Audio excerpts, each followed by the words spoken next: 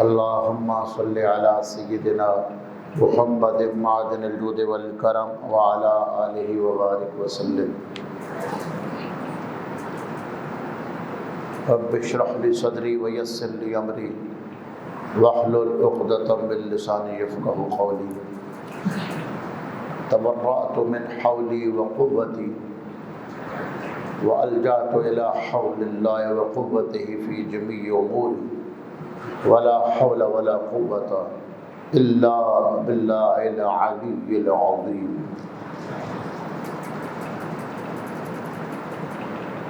سورہ نساء کی آیہ مبارکہ 59 کی تفسیر بیان ہو رہی تھی کہ اے ایمان والو اللہ کی اطاعت کرو اور رسول کی اطاعت کرو، وَأُولِي الْأَمْرِ مِنْکُمْ۔ اطاعت کا لفظ بذات خود اپنے اندر بڑی چاشنی رکھتا ہے۔ کسی کے حکم کو سننے کے بعد خوشی سے اس کو قبول کرنا، خوشی سے عمل کرنا، اس کو اطاعت کہا جاتا ہے۔ اطاعت یہ باب افعال کا مصدر ہے، جس طرح اقامت، اجازت، اطاعت،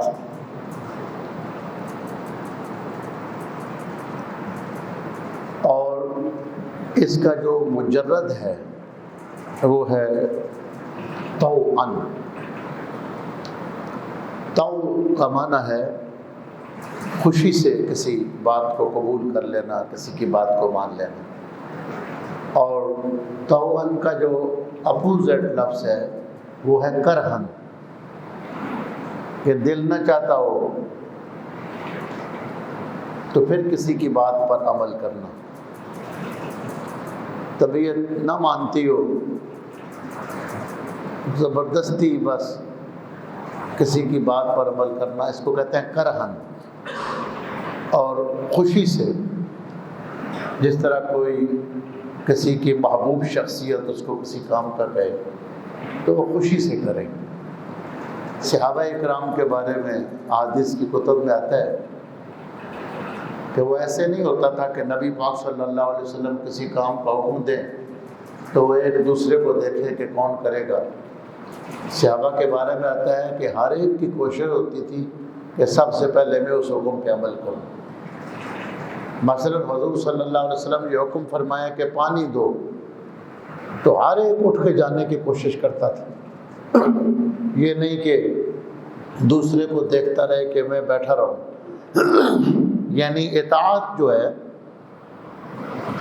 اس کا اور کام چوری کا آپس میں کوئی جوڑ نہیں ہے، اور جو اطاعت کرتے ہیں ان کے میں فرمایا وہ فاز فوزا عظیما، حقیقی کامیابی اور عظیم کامیابی وہ حاصل کرتے ہیں۔ اطاعت یعنی لوگوں نے جانے تک دین نبی پاک علیہ السلام جو ان کی تعبیر، کسی بات پر کوئی بہانہ نہیں بنایا۔ اور اطاعت سے زیادہ بلند مرتبہ یہ اتباع کا ہے۔ اتباع جو ہے یہ اطاعت سے بھی آگے کی بات ہے، یہ شدید محبت کی بات ہے۔ وہ کیسے؟ اتباع یہ بنا ہے تابعون سے، اس لیے کہتے ہیں نا کہ لغت عرب سے آشنائی یہ بڑی ضروری ہے قرآن مجید کو سمجھنے کے لیے۔ اونٹنی کے بچے کو تابعون کہا جاتا ہے،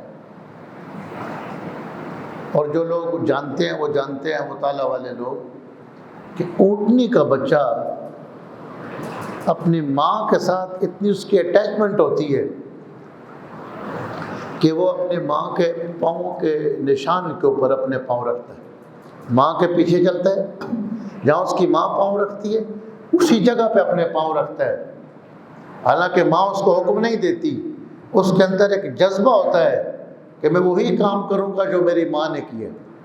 یہ تابعون سے اتباع کا لفظ بنا ہے کہ حکم نہ بھی ہو تو بندہ ایسا کام کرے جو اللہ اور رسول کی خوشی کا کام، اس کے لیے حکم ضروری نہیں۔ عبداللہ بن رواحہ رضی اللہ تعالیٰ عنہ ایک صحابی ہیں، آپ کا مکان مسجد نبوی سے تھوڑے فاصلے پہ تھا، آدھا کلومیٹر بھی نہیں بنتا۔ جو لوگ گئے ہیں تو حضرت عبداللہ بن رواحہ کا جو مکان ہے مدینہ شریف کی تاریخ یہ بتاتی ہے کہ یہ بقیع شریف کے قریب تھا۔ مسجد نبوی سے بقیع شریف کی طرف جائیں تو دائیں طرف کر کے یہ جگہ تھی۔ آج کل وہاں یہ جو کھانے پینے کا سسٹم ہے البیک، اس کی جو بلڈنگ ہے یہ اس کے قریب وہ جگہ بنتی تھی۔ وہاں کے لوگ بتاتے ہیں کہ یہی حضرت عبداللہ بن رواحہ کا یہاں مکان تھا، وہیں ان کا کھیت تھا۔ تو وہ اپنے کھیت میں باڑ لگا رہے تھے، کوئی کام کر رہے تھے، تو نبی پاک صلی اللہ علیہ وآلہ وسلم نے مسجد نبوی کے باہر صحابہ اکرام کو حکم دیا کہ اپنی اپنی جگہ پہ بیٹھ جاؤ۔ اب یہ ایک عام سینس کی بات ہے کہ آپ کے سامنے جو لوگ ہیں آپ ان سے بات کر رہے ہوتے ہیں، مخاطبین وہ ہوتے ہیں جن سے بات کر رہے ہیں۔ تو عبداللہ بن رواحہ رضی اللہ تعالیٰ عنہ وہی فوراً کانٹوں کے اوپر بیٹھ گئے جہاں باڑ لگا رہے تھے۔ ان کو حکم نہیں تھا، حکم ان کا تھا جو مسجد نبوی کے باہر تھے۔ تو کسی نے کہا کہ آپ کو تو فرمایا ہی نہیں، آپ فوراً کانٹوں کے اوپر بیٹھ گئے۔ کہنے لگے فرمایا یا نہیں فرمایا؟ حضور پاک کی آواز کان میں پڑ گئی تھی کہ اپنی جگہ پہ بیٹھ جاؤ۔ اس کے بعد کھڑا رہنا میں اپنے ادب کے خلاف سمجھتا تھا، اپنی محبت کے خلاف سمجھتا تھا۔ مسند امام احمد بن حنبل کی موجودہ جو جلد بنتی ہوئی ہے اس میں تیسری جلد ہے، حضرت سیدنا عثمان ذو النورین رضی اللہ تعالیٰ عنہ کی جو مسند ہے ان سے مروی روایات۔ تو حضرت عثمان رضی اللہ تعالیٰ عنہ ایک مرتبہ ایک درخت کے نیچے آپ نے وضو کیا اور پھر آسمان کی طرف دیکھے، آپ دیکھ کر مسکرائے۔ تو کسی نے پوچھا کہ آپ کیوں مسکرائے، کیا دیکھا ہے؟ فرمایا جو دیکھا ہے وہ تو دیکھنے والوں نے دیکھا ہوگا، مجھے اتنا پتہ ہے، مجھے یاد ہے کہ اس جگہ پہ ایک دن اللہ کے حبیب صلی اللہ علیہ وسلم نے وضو فرمایا تھا اور آسمان کی طرف دیکھ کے مسکرائے تھے۔ تو وہ ادا جو ہے مجھے یاد آ گئی تو میں نے بھی وہی کام کر دیا۔ اس کو کہتے ہیں اتباع۔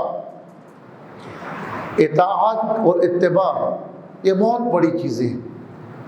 اللہ کی اطاعت، رسول کی، وَأُولِي الْأَمْرِ مِنْكُمْ، اور تم میں سے جو اولی الامر ہو۔ منکم یہ قیامت تک کے لیے ہے، قیامت تک کے لیے اولی الامر موجود ہوتے ہیں۔ اہل سنت کا جو چاہے اشعری ہوں یا ماتریدی، ان کا اولی الامر کی تفسیر میں اپنی اپنی رائے ہے۔ جو اہل تشیع ہیں وہ حضرت امام مہدی علیہ السلام کے بارے میں ان کا یہ خیال ہے کہ وہ اولی الامر وہی ہیں اور انہیں کی اطاعت۔ لیکن سوال یہ پیدا ہوتا ہے کہ جو درمیان کے عرصے کے لوگ ہیں اس وقت جب تک امام مہدی تشریف نہیں لاتے وہ کس کی اطاعت کریں؟ اس لیے کتاب اللہ سے گزشتہ درس میں بھی اگلے ایک آیت پیش کی تھی کہ وہ لوگ جو استنباط کر سکتے ہیں، کتاب و سنت سے مسئلے کو نکال سکتے ہیں۔ استنباط کا معنی یہ ہوتا ہے ڈول ڈال کے پانی نکالنا کنویں سے۔ تو اس طرح جو لوگ گہرائی کے ساتھ دین کو سمجھنے کی کوشش کرتے ہیں ان کو مستنبطین کہا جاتا ہے۔ لَعَلِمَهُ الَّذِينَ يَسْتَنبِطُونَهُ مِنْكُمْ۔ تو صحابہ کرام میں سے صاحبان استنباط تھے، ایسے ایسے لوگ جو استنباط کی قوت رکھتے تھے۔ اب کسی کے اندر زیادہ قوت تھی، کسی کے اندر کم قوت تھی، لیکن استنباط رکھنے والے موجود تھے۔ اسی لیے آپ کبھی اگر تفصیل کے ساتھ اس چیز کو دیکھنا چاہیں تو سارے ہی مسئلہ نہیں بتاتے تھے۔ شام میں حضرت ابو درداء تھے، وہ لوگوں کو مسائل بتاتے تھے، قرآن سکھاتے تھے۔ کوفہ میں حضرت عمار بن یاسر اور عبداللہ بن مسعود رضی اللہ تعالیٰ عنہما تھے۔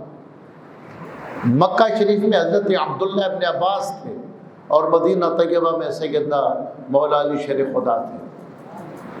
اور اسماء الرجال کی جو سپورٹ کرتی ہیں، ہمیں حدیث جب پڑھتے ہیں تو حدیث کو پرکھنے کے لیے کہ اس کا بیان کرنے والا کون ہے، یعنی جو راوی ہیں، یاد رکھیں حدیث ضعیف نہیں ہوتی، اس کی سند جو ہوتی ہے نا، بیان کرنے والے کیسے ہیں، ان کو دیکھ کر پھر اس کو ضعیف کہتے ہیں یا صحیح کہتے ہیں یا موضوع کہتے ہیں، حدیث کو نہیں کہتے، وہ اس کی سند کے بارے میں حکم ہوتا ہے۔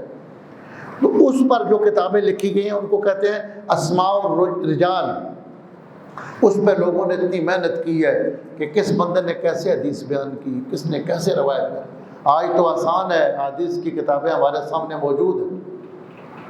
اللہ اکبر!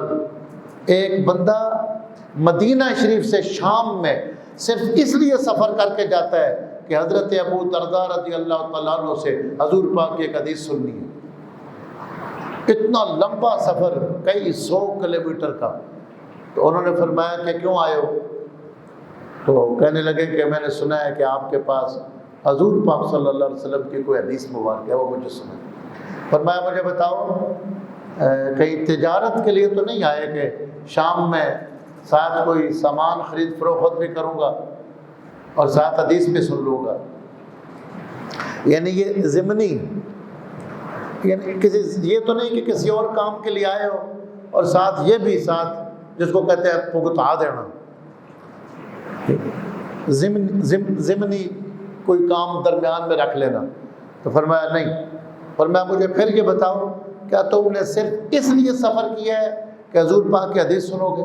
3 مرتبہ پوچھنے کے بعد جناب ابو درداء نے فرمایا پھر حدیث بعد میں سننا، پہلے یہ حدیث سنو کہ رسول اللہ صلی اللہ علیہ وسلم سے میں نے خود سنا تھا کہ آپ نے فرمایا جو بندہ اس راستے پہ چلے جس میں علم کی طلب ہو، علم سیکھنے کے لیے چلتا ہے، فرمایا وہ جنت کے راستے پہ چلتا ہے، اور جدھر جدھر جائے گا فرشتے اس کے پاؤں کے نیچے اپنے پر بچھائیں گے۔ یعنی اتنا، یہ حضرت ابو درداء تھے۔ جب شام میں لوگوں کو کوئی مشکل پیش آتی، کوئی مسئلہ مشکل ہوتا، تو وہ حضرت ابو درداء کے پاس آتے۔ آپ اگر اس کو حل نہ کر سکتے تو کوفہ میں حضرت عبداللہ بن مسعود کے پاس بھیجتے تھے۔ ان کے بارے میں تابعین کہتے تھے کہ اگر عبداللہ بن مسعود کسی محفل میں موجود ہوں تو کسی اور سے مسئلہ نہ پوچھا کرو۔ اب اس سے آپ اندازہ کر لینا کہ اولی الامر کون ہے، کہ اگر وہ موجود ہیں تو انہی سے مسئلہ پوچھو۔ اور عبداللہ بن مسعود کون ہیں؟ ان کے 2 استاد ہیں، ایک رسول اللہ صلی اللہ علیہ وسلم خود اور دوسرے حضرت علی کرم اللہ وجہ الکریم۔ آپ فرماتے تھے قرآن کی 70 صورتوں کی تفسیر میں نے رسول اللہ صلی اللہ علیہ وسلم سے سیکھی تھی، اور باقی جو صورتیں 70 کے بعد رہ گئی تھیں ان کی تفسیر میں نے حضرت علی کرم اللہ وجہ الکریم سے پڑھی۔ جناب عبداللہ بن مسعود اتنے جلیل القدر صحابی تھے، ان کو اگر مسئلہ نہ حل ہوتا تو فرماتے تھے پھر مدینہ شریف میں رجوع کرو حضرت علی کی طرف۔ اور تابعین کہتے ہیں کہ جب ہم وہاں آتے تھے اس کے بعد ہمیں کسی اور طرف جانے کی ضرورت نہیں پڑتی۔ یعنی جو صاحبان استنباط ہیں، جو ان میں سے جتنا جس کی فہم ہے، استنباط کی ایک مثال آپ کے سامنے غالباً میں نے جمعہ پہ بیان کی یا کسی مقام پر، حضرت سعید بن جبیر رضی اللہ تعالیٰ عنہ، ان کی مثال۔ سعید بن جبیر، استنباط، کسی چیز کی گہرائی میں جا کر وہاں سے مسئلہ نکالنا، اس کی حقیقت تک جانا، یہ لوگ پھر فقیہ کہلاتے ہیں۔ ہر بندے کو ہر چیز کی سمجھ نہیں ہوتی، وہ بھی ایسے نہیں ہے، وہ دوسروں کے ساتھ مشاورت کرتے تھے اس مسئلے کی تہ تک پہنچنے کے لیے۔ تو حضور صلی اللہ علیہ وسلم نے جن لوگوں کو اپنے دور میں فیصلوں کی اجازت دی، حضرت معاذ بن جبل ہے، حضرت ابی ابن کعب ہے، کہ یہ مسائل بتا سکتے ہیں، یہ لوگوں کو مسائل حل کر سکتے ہیں۔ اور خلفائے راشدین ہیں، جناب عبداللہ بن مسعود ہیں، عبداللہ بن عباس ہیں، یہ فقہاء صحابہ کرام۔ اللہ نے ان کو بہت سمجھ عطا فرمائی، یعنی بندہ فقیہ بھی ہو۔ ایک بہت بڑے راوی ہیں، انہوں نے جب یہ حدیث بیان کی جو بخاری شریف کے شروع میں ہے، الوضوء مما مست النار، جس چیز کو آگ نے چھو لیا ہو اس سے وضو ضروری ہو جاتا ہے۔ تو حضرت عبداللہ بن عباس نے فرمایا کہ یہ روایت منسوخ ہے، ورنہ روٹی کھانے سے بھی وضو لازم، دودھ گرم پی لیا تو وضو لازم۔ تو جب وہ نہیں مان رہے تھے تو عبداللہ بن عباس نے فرمایا مجھے یہ بتاؤ گرم پانی سے وضو ہو سکتا ہے یا نہیں؟ پھر وہ سمجھ گئے کہ اس روایت پہ آپ عمل نہیں کر سکتے، یہ منسوخ ہے۔ کچھ چیزیں پہلے کی ہیں، کچھ بعد کی۔ جو پہلے کی ہیں ان کو منسوخ کہا جاتا ہے، بعد والی ان کو منسوخ کر کے ناسخ کہلاتی ہیں۔ تو استنباط یعنی صحابہ کرام پھر جب کوئی معاملہ ہوتا تو خلفائے راشدین کی طرف رجوع کرتے تھے، وہ ان کو مسئلے کا حل بتاتے، اور خلفائے راشدین میں سے پہلے 3 خلفاء جب ان کو کسی مسئلے میں زیادہ مشکل پیش آتی تو پھر حضرت سیدنا علی کرم اللہ وجہ الکریم کی طرف جاتے کہ آپ اس مسئلے کو لوٹائیں اللہ کی طرف، اللہ کے رسول کی طرف، اور پھر جو صاحبان استنباط ہیں ان کی طرف۔ ایک مسند احمد بن حنبل کی حدیث ہے، اور بھی حدیث کی کتابوں میں ہے، اگر زیادہ بڑی کتابیں کوئی نہ دیکھ سکتا ہو تو کتاب الروح علامہ ابن قیم کی بڑی شاندار کتاب ہے، یہ اردو میں بھی اس کا ترجمہ ملتا ہے، پڑھنی چاہیے لوگ۔ روح کے بارے میں عجیب سی بات ہے کہ 2 امور ہیں، ایک خواب اور ایک روح، اس کے بارے میں بہت کم لکھا گیا، حالانکہ قرآن مجید کی آیات ہیں، حدیث مبارکہ ہیں، لیکن اس پر باقاعدہ لوگوں نے کتابیں کم لکھی ہیں۔ ایک جو خواب ہے یہ اتنی بڑی حقیقت ہے کہ حضور پاک نے فرمایا لم یبقى من النبوۃ الا المبشرات، فرمایا اب نبوت ختم ہو گئی ہے، مبشرات قیامت تک ہے کہ اللہ تعالیٰ اپنے بندوں کو خوابوں کے ذریعے حقائق پہ آگاہ فرمائے۔ اور یہ اتنی بڑی اہمیت کی چیز ہے کہ آپ صلی اللہ علیہ وسلم نماز فجر کے بعد بیٹھ جاتے تھے اور پوچھتے تھے صحابہ کرام سے کس نے کیا خواب دیکھا ہے، کس نے کیا خواب دیکھا ہے، پھر آپ اس کی تعبیر دیتے تھے۔ یہ اس کا جو علم ہے یہ وحی ہے، اس کا کتابوں سے تعلق نہیں ہے، کتاب سے خواب کی تعبیر بہت مشکل سے ملتی ہے، یہ اللہ کی عطا ہوتی ہے کہ اللہ خوابوں کی تعبیر کا علم کسی کو دے دے۔ تو میں عرض کر رہا تھا کہ کتاب الروح میں انہوں نے اس حدیث کو لکھا ہے، بڑی تخریج ہے، یہ طبرانی شریف میں ہے، مسند امام احمد بن حنبل میں ہے، تفسیر ابن کثیر میں بھی ہے۔ حضرت عبداللہ ابن عمر رضی اللہ تعالیٰ عنہ روایت فرماتے ہیں، جو میں عرض کر رہا ہوں نا کہ جس چیز کے بارے میں تم نہ جان سکو پھر جاننے والوں کی طرف جاؤ، جن کو تم اپنے سے بڑا صاحب استنباط سمجھتے ہو اور جن کے بارے میں تمہارا یہ خیال ہے کہ وہ بات بتا سکتے ہیں، ان سے رجوع کرو۔ تو عبداللہ بن عمر فرماتے ہیں کہ میرے ابا حضرت سیدنا عمر فاروق رضی اللہ تعالیٰ عنہ آپ راستے میں حضرت علی کرم اللہ وجہ الکریم کو ملے، وہاں جو جملہ ہے جو حضرت عمر فاروق نے فرمایا اس کا 2 طرح ترجمہ بنتا ہے۔ ایک ترجمہ یہ ہے کہ جب میں آپ کے گھر ملنے کے لیے آیا تو آپ سے ملاقات نہیں ہو سکی، اور آپ کبھی مجھے ملنے کے لیے آئے تو میں گھر پہ نہیں تھا، یعنی ہماری ملاقات نہیں ہو سکی، اور میں نے 3 مسئلے ہیں جو آپ سے پوچھنے تھے۔ ایک یہ بات، اور دوسرا ترجمہ، اور مجھے جس ترجمہ پہ تسلی ہے وہ یہ ہے کہ آپ حضور پاک صلی اللہ علیہ وسلم کی محفل میں کبھی موجود ہوتے تھے تو ہم نہیں ہوتے تھے، اس لیے اس دوران آپ صلی اللہ علیہ وسلم نے کوئی بات ارشاد فرمائی ہو ہم نہ سن سکے ہو، اور کبھی ہم موجود ہوتے تھے تو آپ کسی کام سے گئے ہوتے تھے، اور ایسی کوئی بات جو ہم نے سنی آپ نے نہ سنی ہو، لہذا 3 مسئلے ہیں وہ آپ سے پوچھنا چاہتا ہوں۔ مولا علی نے فرمایا کہ امیر المومنین نے بتائیں کیا مسئلہ ہے، تو حضرت اب دیکھیں وہ مسئلہ پوچھ رہے ہیں اور آگے سے مولا علی شیر خدا حضور پاک کی حدیث بتا رہے ہیں۔ حضرت عمر نے پوچھا کہ پہلا مسئلہ یہ ہے کہ ہم کئی بار کسی بندے کو جب ملتے ہیں تو ایسے لگتا ہے کہ پہلے بھی اس کو کہیں ملے ہیں، پہلے بھی یہ بندہ دیکھا ہوا ہے، حالانکہ پہلی ملاقات ہوتی ہے۔ ایسے ہوتا ہے کہ بعض اوقات بندہ کسی نئے بندے کو ملتا ہے، ایسے لگتا ہے کہ کہیں یہ اس سے ملاقات ہوئی ہے، بندہ یاد کرتا ہے، یاد نہیں آتا۔ اور کبھی تو ایسے ہوتا ہے کہ کئی مہینوں تک، سالوں تک بندے اکٹھے رہتے ہیں، ایک محلے میں رہتے ہیں، ایک کمپنی میں کام کر رہے ہوتے ہیں، کسی ایک ادارے میں اپنا ڈیوٹی کر رہے ہوتے ہیں، لیکن ان کا تعلق آپس میں نہیں بنے گا۔ ایک اپنے کام کو جا رہا ہے، دوسرا اپنے کام کو۔ ایک گلی میں رہنے والے ایسے ہوتا ہے، صبح ایک اپنے دفتر کو جا رہا ہے، دوسرا اپنے دفتر کو جا رہا ہے، ان کا تعلق نہیں بنتا، سلام دعا نہیں ہوتی۔ اور بعض لوگ پہلی ملاقات میں ایسے، گاڑی میں ملاقات ہو جائے گی، روڈ پہ ہو جائے گی، کسی بازار میں ہو جائے گی، وہاں تعلق بن جاتا ہے۔ اس کی وجہ کیا ہے؟ تو مولا علی نے فرمایا کہ یہ مسئلہ میں نے حضور پاک سے پوچھا تھا، تو آپ نے فرمایا کہ یہ یہاں کا نہیں ہوتا۔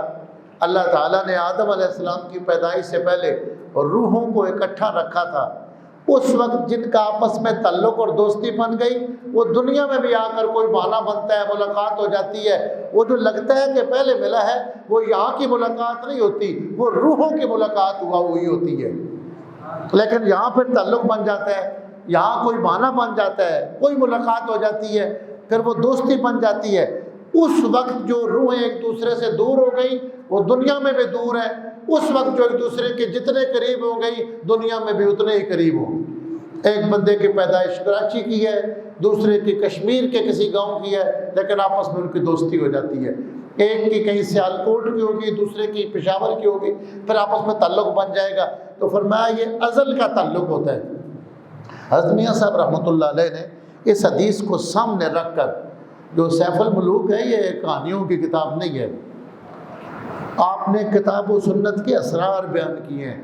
پھر کبھی وقت ملا تو میں کچھ چیزیں عرض کروں گا۔ اب یہ حدیث پاک سامنے رکھیں کہ یہ یہاں کا تعارف نہیں ہوتا، وہاں کا تعارف ہوتا۔ آپ اس پر ابن قیم نے آگے پھر شواہد پیش کیے، یعنی کسی حدیث کو سمجھنے کے لیے کچھ واقعات پیش کیے کہ ہوتا کیسے ہے۔ عبد الواحد بن حضرت اویس کرنی رضی اللہ تعالیٰ عنہ کو ملنے کے لیے ایک شخص جاتے ہیں، ابن حیان۔ وہ جب ملنے کے لیے جاتے ہیں تو حضرت اویس کرنی ان سے فرماتے ہیں کہ ابن حیان، جب یہ سلام کا جواب دیا تو وہ کہنے لگے آپ کو کیسے پتہ چلا کہ میرا یہ نام ہے؟ تو اویس کرنی نے فرمایا کہ یہ یہاں کی بات نہیں ہے، ازل میں جب ہماری روحیں اکٹھی ہوئی تھی، میرا اور تیرا اس وقت کا تعارف ہے، ہمارا اس وقت کا تعارف ہے۔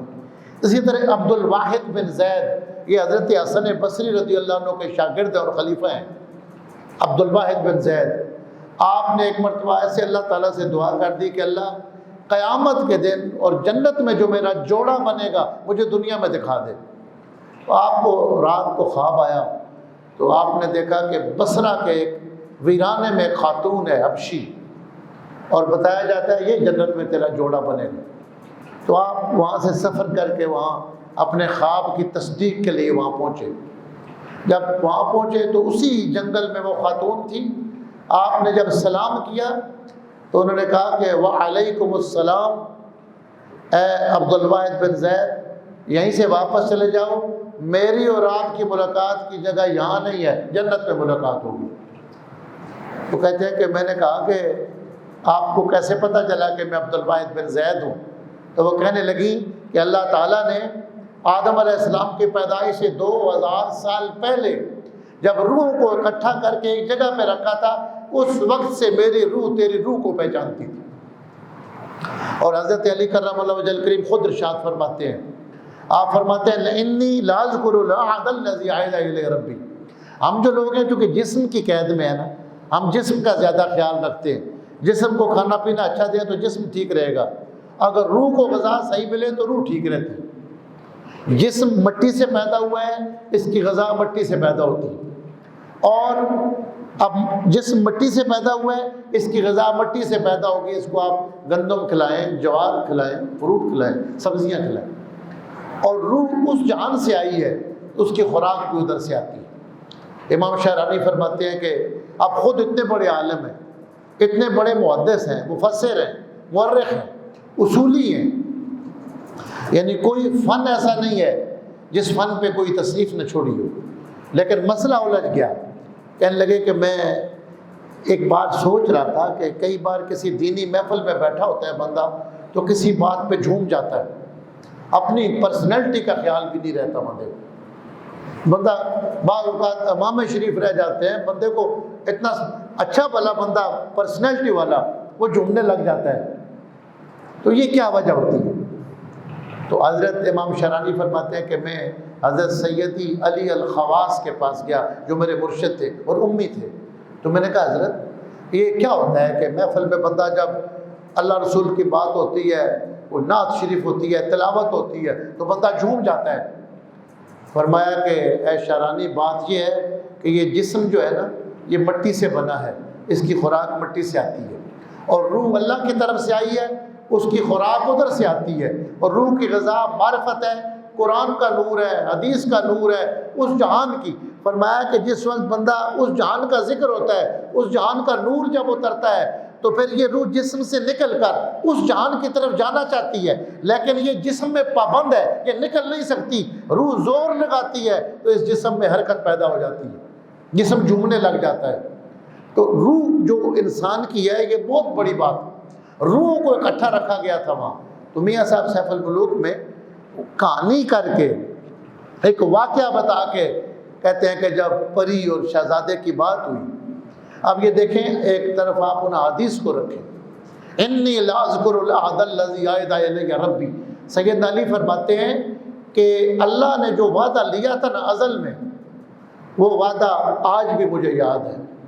اس سلسلے میں یاد رکھیں، ایک اللہ نے کہا تھا میں تمہارا رب ہوں، ایک اس وعدے کی خلاف ورزی یہ بڑی خطرناک چیز ہے، ایک یہ، دوسری جو قطع رحمی ہے یہ انتہائی خطرناک چیز ہے، اس کی بندہ مومن کو دنیا میں سزا ملتی ہے۔ چچا کا بیٹا ہے، ماموں کا بیٹا ہے، خالہ کا بیٹا ہے، جو آپ کے دادے پردادے سے اوپر خون چلا رہا ہے، اس رشتے کی اتنی قدر ہے۔ حدیث پاک میں آتا ہے، صحیح حدیث میں، کہ جب اللہ نے اس رشتے کو پیدا کیا تو یہ رشتہ اللہ تعالیٰ کے ساتھ چمٹ گیا، جیسے کوئی بچہ کسی کا دامن پکڑ لیتا ہے۔ تو اللہ نے فرمایا کیا بات ہے؟ تو اس نے کہا اللہ کریم تو نے مجھے رشتہ داری کو مجھے پیدا تو کر دیا ہے جوڑنے کے لیے، یہ جوڑنے کے لیے ہے کہ آپ اپنے خاندان کے ساتھ جڑے رہیں، لیکن لوگ مجھے کاٹیں گے، تو اللہ نے ازل میں فرما دیا تھا جو تجھے کاٹے گا میں اسے کاٹ کے رکھ دوں گا، اور جو تجھے جوڑے گا میں اسے جوڑوں گا۔ یعنی اتنی خطرناک قسم کی یہ بات ہے، اور یہاں تو لوگ فخر سے کہتے ہیں میری رشتہ داروں کے ساتھ نہیں بنتی، میری اپنے خاندان کے ساتھ، یعنی جو اللہ تعالیٰ کا عذاب ہے یہ اتنا بڑا کہ اس دنیا کے اندر اس کی سزا ملتی، ہو جاتی ہیں آپس میں ناراضگیاں ہو جاتی ہیں۔ قرآن مجید میں ذرا آپ دیکھیں سورہ نور میں حضرت ابوبکر صدیق رضی اللہ عنہ کے سگے بھانجے ہیں مصطح بن اثاثہ، یہ بدری صحابی بھی ہیں اور اصحاب صفہ میں سے بھی، مصطح بن اثاثہ۔ تو یہ والد گرامی کے فوت ہونے کے بعد یہ ان کو ضرورت تھی تو ان کی کفالت، مہینے کا خرچہ جو آج کل مہینے کا کہتے ہیں نا، اس وقت یعنی ان کے اخراجات جتنے تھے وہ حضرت سیدنا ابوبکر صدیق نے برداشت کیے ہوئے، ان کا سارا خرچہ دیتے تھے، دیکھ بھال کرتے تھے۔ لیکن جب سورہ نور پڑھے، ایسا ایک وقت آنا تھا کہ حضرت ام المومنین سیدہ طیبہ عائشہ صدیقہ سلام اللہ علیہا پر اتنی بڑی تہمت لگی، اتنے بڑے گناہ کی، منافقین اس میں شامل تھے لیکن مخلص لوگ بھی اس میں باتوں میں آ گئے کہ جو بندہ رسول اللہ کے پیچھے نماز پڑھتا ہے، عبداللہ ابن ابی، بڑی داڑھی ہے اس کی، جہاد میں سب سے آگے ہوتا ہے، تو یہ اور کوئی بات تو ہوگی نہیں۔ لیکن اللہ تعالیٰ نے جو وہاں ایمان والوں کے بارے میں جو اللہ تعالیٰ نے جو بات ارشاد فرمائی ہے، میں توقع کا لفظ استعمال نہیں کرتا کیونکہ علم عقیدہ اجازت نہیں دیتا، لیکن ہم کسی سے کوئی توقع رکھتے ہیں نا، اللہ تعالیٰ بندوں کے بارے میں کیا اللہ تبارک و تعالیٰ کا ایمان والوں کو، یہ جو انسان کا دماغ ہوتا ہے نا، اس میں دو پورشن ہوتے ہیں، ایک دلیل کے ساتھ بندہ مانتا ہے، دوسرا بس ماننے والا ہوتا ہے۔ اللہ تعالیٰ نے اس وقت فرمایا کیا کہ ایمان والے حسان بن ثابت، مصعب بن اساسہ، یہ صحابہ کرام تھے، لیکن یہ بھی اس تہمت میں شریک ہو گئے۔ پھر کچھ دن پریشانی کے رہے تو دنیا میں لوگوں کی صفائیاں بندے دیتے ہیں، سیدہ عائشہ کی صفائی میں اللہ نے خود گواہی دی قرآن سورۃ الطارق۔ لیکن جو الفاظ ہیں اللہ پاک نے فرمایا یہ جو ایمان والے تھے نا، ان کو چاہیے یہ تھا کہ جیسے ہی نبی کے گھر کے بارے میں یہ بات آئی تو یہ کہہ دیتے سبحانک ھذا بہتان عظیم، کہہ دیتے اللہ کی ذات پاک ہے، یہ تو بہتان ہے۔ یعنی اللہ کیا چاہتا ہے کہ ایمان والے کس معیار پہ چلے جائیں کہ نبی کے گھرانے کے بارے میں ان کی یہ سوچ ہو جائے۔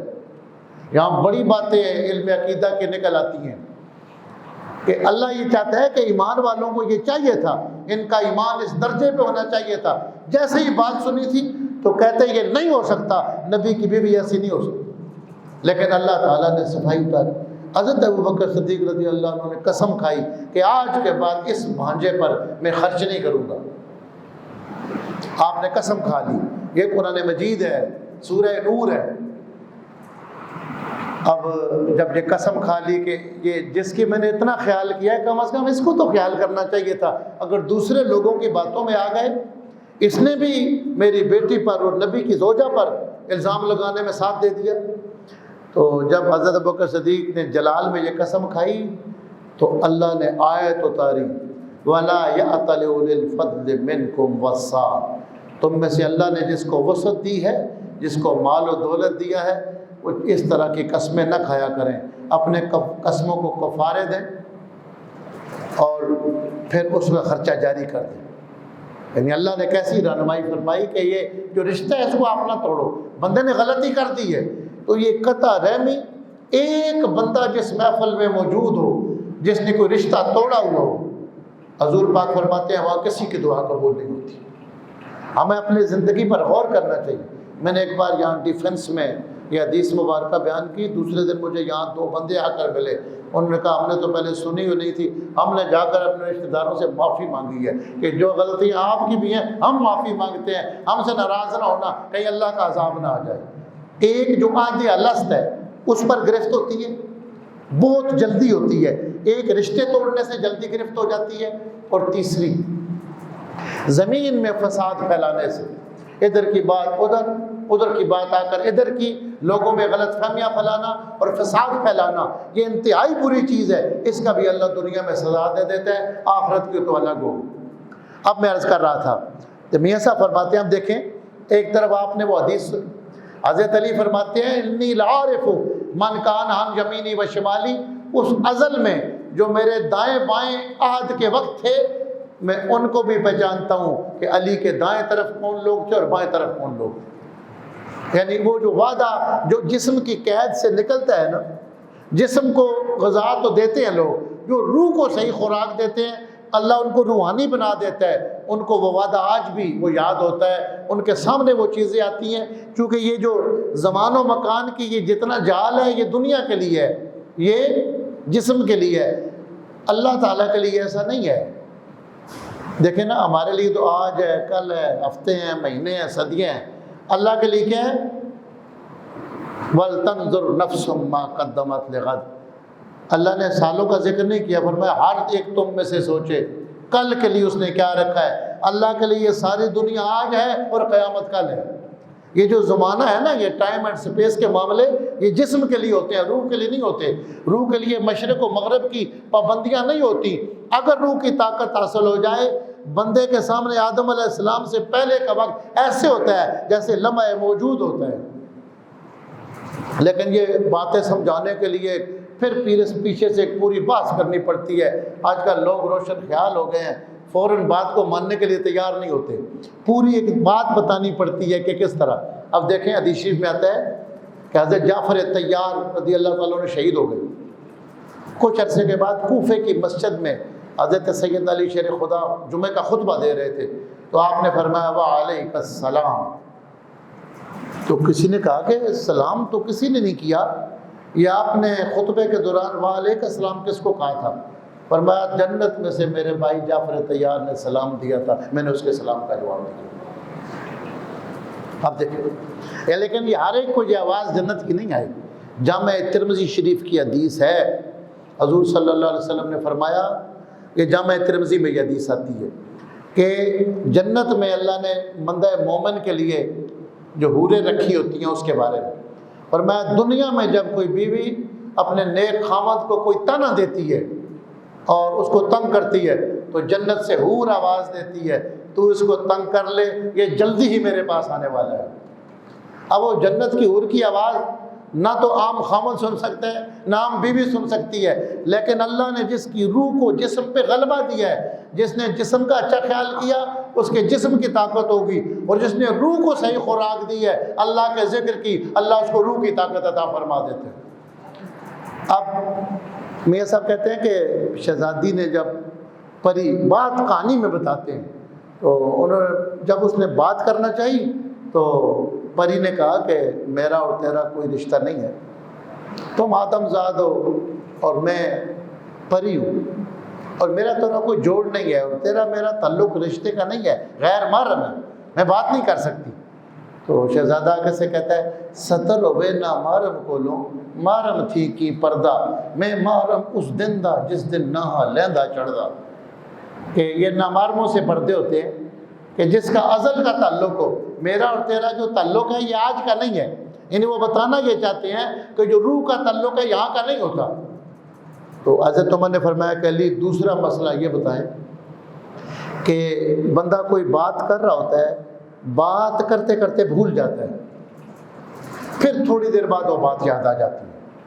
تو حضرت علی نے فرمایا کہ یہ بھی حضور پاک صلی اللہ علیہ وسلم نے مجھے بتایا تھا کہ انسان سے دل سے جب دماغ کی طرف خیال آتا ہے نا، دل خیال بھیجتا ہے دماغ کی طرف، یہ دل کا اور دماغ کا آپس میں تعلق ہوتا ہے۔ یہی وہ بات ہے جو لوگوں کو سمجھ نہیں آتی کہ دل کا تعلق، پریشانی کا تعلق اگر دماغ سے ہے تو لوگوں کو دل کا دورہ کیوں پڑتا ہے؟ اگر پریشانی کا تعلق دماغ سے ہے تو یاد رکھیں دل اور دماغ کا بہت قرب کا تعلق ہوتا ہے۔ تو دل خیال کو بھیجتا ہے دماغ کی طرف، جب دماغ میں بات آتی ہے تو پھر زبان سے وہ چلتی ہے۔ تو حضرت علی فرماتے ہیں کہ میں نے حضور پاک سے سنا تھا کہ بندہ بات کر رہا ہوتا ہے، دل پیغام دے رہا ہوتا ہے دماغ کو، لیکن کبھی کبھی درمیان میں ایک پردہ سا بادل سا آ جاتا ہے، اس لیے بات بھول جاتی ہے۔ جب وہ بادل ہٹتا ہے تو دل کا وہ پیغام دماغ کو آ جاتا ہے، بات یاد آ جاتا ہے۔ تو یہ بات ہوتی ہے۔ اب حدیث پاک میں آتا ہے حضور نے فرمایا کہ جب تم میں سے کوئی بندہ بات بھول جائے نا کرتے کرتے، وہ مجھ پہ درود پڑے، اللہ بھولی ہوئی بات یاد کرا دے گا، یعنی وہ جو پردہ ہٹ جاتا ہے درود پڑھنے سے۔ تو یہ معاملہ حضرت علی نے جب بتایا تو حضرت عمر نے فرمایا کہ تیسری بات یہ مجھے بتائیں کہ بعض لوگوں کے خواب سچے ہوتے ہیں اور بعض لوگوں کے خواب کبھی سچے کبھی جھوٹے، بعضوں کے جھوٹے۔ بعض لوگ ایسے ہوتے ہیں جیسے خواب دیکھتے ہیں ایسے ہی ان کا معاملہ ہو جاتا ہے، بالکل سچے خواب ہوتے ہیں۔ تو حضرت علی نے فرمایا کہ یہ بھی حضور پاک سے میں نے سن رکھا تھا، بندہ جتنا سچا ہوتا کیا ہے، جب بندہ سوتا ہے نا اس کی روح جسم سے نکل کر عرش کی طرف پرواز کرتی ہے، اصل جہان کی طرف جاتی ہے، جو اصل جہان ہے اس کا۔ تو بندہ جب سوتا ہے تو اس کی روح جسم سے نکلتی ہے، اس لیے جب آپ اٹھتے ہیں تو دعا کرتے ہیں الحمدللہ الذی احیانا بعد ما اماتنا، اللہ کا شکر ہے جس نے مرنے کے بعد، موت دینے کے بعد ہمیں زندگی دی ہے۔ ایک طرح کی نیند کو کہتے ہیں اخو الموت، یہ موت کی بہن ہے۔ جب بندہ سوتا ہے تو جسم سے روح نکلتی ہے اور وہ عرش کی طرف پرواز کرتی ہے۔ جتنا بندہ سچا ہوگا نا، جتنا بندہ سچا، اتنی عرش کی طرف اس کی روح اوپر جائے گی، اور جتنی اوپر جائے گی اس کا خواب اتنا ہی سچا ہوگا۔ اور جو جھوٹ جھوٹ بولنے والا بندہ ہوگا اس کی خواب روح ادھر ہی بھٹکتی رہے گی، یا تھوڑی اوپر جائے گی، کبھی خواب سچا ہو جائے گا کبھی جھوٹا ہو جائے گا، اور جو بہت جھوٹا ہے اس کے خواب اور جھوٹے ہوں گے۔ تو جتنا بندہ سچا ہوگا جتنی اس کی روح میں طاقت ہوگی پرواز کرنے کی۔ تو حضرت عمر فاروق نے فرمایا کہ اللہ کا شکر ہے کہ میں نے دنیا سے جانے سے پہلے پہلے ان تین مسئلوں کا علم مجھے حاصل ہو گیا ہے۔ وَأُولِي الْأَمْرِ مِنْكُمْ، تم میں سے جن لوگوں کو پاس استنباط کی قوت ہے، قرآن و سنت سے مسائل کو اخذ کر سکتے ہیں، ان کی طرف رجوع کرو۔ تو آپ صحابہ کرام کو دیکھیں وہ رجوع کرتے ہیں، تابعین کو دیکھیں وہ رجوع کرتے ہیں، مشکل سے مشکل مسئلے میں وہ اپنے سے بڑے کسی عالم کی طرف یا یہ سمجھتے ہیں کہ ایک مسئلہ ہمیں ضروری نہیں کہ ہم سے بڑا عالم ہی ہو، لیکن ہو سکتے ہیں کہ ایک بڑا عالم ہو، اس کے نظر میں ایک مسئلہ نہ ہو، اس سے چھوٹا عالم ہو، اس کی نظر میں وہ مسئلہ آ جائے، وہ اس کے پاس چلا جائے، ایسے بھی ہو جاتا ہے۔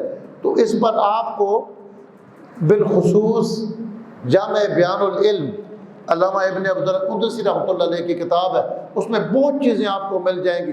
مسئلہ جب مشکل آیا تو لوگ کسی دوسرے علم والے کے پاس گئے۔ شہاب زہری بخاری شریف کے بڑے راوی محدث ہیں، بخاری شریف میں ہر دوسری تیسری حدیث میں وہ لازمی آ جاتے ہیں۔ یہ جو ہمارا علم حدیث ہے نا، حضرت عمر بن عبدالعزیز نے شہاب زہری ابن شہاب زہری کی نگرانی میں اس علم حدیث کو ترتیب دیا تھا، سب سے پہلے انہوں نے اس پہ کام کیا تھا۔ باقی ان کی شخصیت کنٹروورشل ہے، کیونکہ جب تاریخ میں آپ پڑھیں گے تو رسول اللہ صلی اللہ علیہ وسلم کے بعد کے ایسے ایسے واقعات ہیں کہ جس کو پڑھیں گے کوئی نہ کوئی اس کے بارے میں مثبت بات بھی مل جائے گی، منفی بھی مل جائے گی۔ تابعین ہیں، اتباع تابعین ہیں۔ تو ابن شہاب زہری راستے میں ایک بندے کو ملے، بہت پریشان تھے، اور حالت ایسی تھی، چہرہ بتا رہا تھا کہ اب چہرے سے پتہ تو چل جاتا ہے کہ بندہ کسی پریشانی میں ہے۔ حال دل کب کہیں محتاج بیاں ہوتا ہے، درد ہو دل میں تو چہرے سے عیاں ہوتا ہے۔ تو اس نے کہا کہ معاملہ کیا ہے؟ کہنے لگا بتا نہیں سکتا۔ آگے گئے تو حضرت امام زین العابدین علیہ السلام سے ملاقات ہوئی، تو انہوں نے فرمایا کہ یہ کیا حالت بنا رکھی ہے؟ ہاما وجہو کے الفاظ روایت کے اندر ہے کہ ان کے چہرے کی حالت ایسی عجیب و غریب تھی، چہرہ بتا رہا تھا کہ یہ بندہ سخت ٹینشن میں ہے، کہ الجھن۔ امام زین العابدین نے فرمایا کہ کیا بات ہے؟ کہنے لگے کہ آپ سے عرض کر دیتا ہوں، آپ خاندان رسول ہیں، مجھ سے ایک ایسا گناہ ہو گیا ہے کہ اس کے بعد میرے دل پہ اس کا بوجھ ہے، اور جو دل کا بوجھ ہے وہ چہرے سے ظاہر ہوتا ہے۔ اب میں کسی سے بیان بھی نہیں کر سکتا، اور میں توبہ بھی کرتا ہوں، لیکن میں سمجھتا ہوں کہ وہ اتنا بڑا گناہ ہے کہ وہ بخشا نہیں جا سکتا۔ اب کئی لوگوں کو ملنے کے بعد جو مسئلہ حل نہ ہوا، ایک جملے میں امام زین العابدین نے حل کر دیا۔ آپ نے فرمایا اچھا بہت بڑا گناہ ہے؟ تو کہنے لگے بہت بڑا گناہ ہے۔ تو امام زین العابدین نے فرمایا اچھا یہ بتاؤ اللہ کی رحمت سے بھی بڑا ہے؟ تو کہنے لگے نہیں، اللہ کی رحمت تو بہت بڑی ہے۔ فرمایا اس کی رحمت ایسی ہے نا، وہ رحمت کا سمندر جب جوش میں آتا ہے چھوٹے بڑے گناہوں کو بہا کے لے جاتا ہے۔ جس طرح جب پانی آتا ہے تنکے بھی ساتھ چلے جاتے ہیں، بڑے بڑے درخت بھی ساتھ چلے جاتے ہیں، تو اللہ کی رحمت سے۔ تو ابن شہاب زہری کہنے لگے اللہ عالم حیث یجعل رسالہ، اللہ بہت اچھی طرح جانتا تھا کہ کس خاندان سے رسول کو اٹھانا ہے اور رسول کے گھر میں کیسے بندوں کو پیدا کرنا ہے، کہ میرا اتنا بڑی جو اب دیکھیں نا کہ ایک الجھن وہ ہے کہ ایک غار کے دروازے پہ پتھر آ گیا تو 3 شفٹوں میں پتھر ہٹا، 3 شفٹیں لگی۔ حضرت امام زین العابدین نے ایسی بات کی کہ اتنے بڑے پتھر کو دل کی غار کے سامنے سے ایک شفٹ میں ہٹا دیا، بندے کا معاملہ حل ہو گیا۔ اور میں اللہ کی رحمت سے تو نہیں، یعنی جب آپ کو معاملات میں الجھن پیدا ہو جائے تو آپ صاحبان علم کی طرف، جو اللہ سے ڈرنے والے ہیں، خشیت والے ہیں، جنہوں نے اللہ کے سامنے جواب دینا ہے، یعنی جس سے آپ مسئلہ پوچھ رہے ہیں اس کے بارے میں یہ تمہیں کنفرم ہونا چاہیے کہ اس کو اللہ کا خوف ہے، اس لیے اللہ کے سامنے۔ اگر اللہ کا خوف نہ ہو تو پھر بندہ جس چیز کو چاہے کسی کو حلال بتاتا پھرے، جس کو چاہے حرام بتاتا پھرے۔ مجھے ایک اپنے عزیز کی بات اتنی پسند آئی کہ میرے دل میں ان کی اور قدر بڑھ گئی۔ وہ عالم دین تھے اور لیکن مرغے ان کو رکھے ہوئے تھے، مرغوں کو لڑاتے بھی تھے۔ تو مجھے گوجرا والے سے ایک بڑے عالم دین نے، ان کو مرغے انہوں نے رکھے ہوئے لڑاتے نہیں ہیں، تو انہوں نے مجھے کہا کہ کوئی بندہ ہو صاحب علم اس سے پوچھیں کہ جو حدیث میں تحریش بین البہائم، جانوروں کو لڑانا منع ہے، تو اس میں یہ مرغوں کے لیے کوئی گنجائش ہے کہ مرغوں کو بندہ لڑا سکتا ہے؟ تو میں نے اس عالم دین ہے، ہمارے عزیز ہی ہیں، میں نے ان سے کہا کہ یہ مرغے لڑانے کی کوئی، کہنے لگے نہیں ہم کرتے ہیں گناہ ہی کرتے ہیں، اب ہم لڑاتے ہیں اس کا مطلب ہے کہ ہم اس کو جائز کہیں؟ ہے گناہ ہی ہوتا ہے، ہم غلطی کرتے ہیں، یعنی یہ نہیں ہے کہ اپنا کر رہے ہیں تو اس کو کوئی جائز نکالنے کی کوشش کر، جب سرکار نے اس کو پسند نہیں کیا تو نہیں جائز، کیونکہ اس میں جانوروں کو اذیت ہوتی ہے لڑنے میں، تو اب اپنے لیے بندہ کوئی گنجائشیں نکالتا پھرے، اس کا مطلب ہے کہ اس کو یہ خوف نہیں ہے کہ میں نے اللہ کے سامنے جانا ہے۔ جس کو اللہ کے سامنے جانے کا خوف پیدا ہو جاتا ہے، ایک بزرگ فرمایا کرتے تھے اللہ سے یہ دعا مانگو، اللہ میرے دل میں اپنا خوف ایسا ڈال دے کہ مخلوق سے سارے خوف نکل جائیں، اور فرمایا کہ فائدہ کیا ہوگا، قولوا قولا سدیدا، پھر کھری بات کرو، یہ نہ دیکھو کہ وہ ناراض ہو جائے گا، وہ ناراض ہو جائے گا، فلاں بندہ ناراض ہو جائے گا، اور قولوا قولا سدیدا، جو بات جس کو ٹھیک سمجھتے ہو کھری کھری بات کرو، یہ تمہارا کام ہے کھری بات کرنا، یصلح لکم اعمالکم، یہ رب کا کام ہے تمہارے سارے اعمال کو خود درست کر دے گا، یعنی جب تم کھری بات کرو گے اللہ تمہارے لیے راستے نکال دے گا۔ تو اللہ تعالیٰ ہمیں کتاب و سنت میں عمل کی توفیق عطا فرمائے، اللہ تعالیٰ ہمیں اولی الامر کو ان کا تعارف اور معرفت نصیب فرمائے۔ تو حاصل تفسیر کا یہ ہے کہ اس وقت اولی الامر ان لوگوں کو کہا جائے گا جن لوگوں کے پاس کتاب و سنت کا علم ہو اور خوف خدا ان کے پاس ہو، تو ان کی طرف رجوع کرو، جس مسئلے میں تمہیں مشکل پیش آئے وہ کتاب و سنت کی روشنی میں تمہیں معاملے کا حل بتا دیں گے۔ آیت نمبر 59 کی یہ تفسیر کسی حد تک مکمل تو تفسیر نہیں ہوتی، لیکن ہم نے جو بیان کرنا تھا اس پہ بیان کر دیا ہے، آئندہ چھٹا رکوع انشاءاللہ اس کی تفسیر ہوگی۔ اللہ ہم سب کی حاضری کو قبول فرمائے۔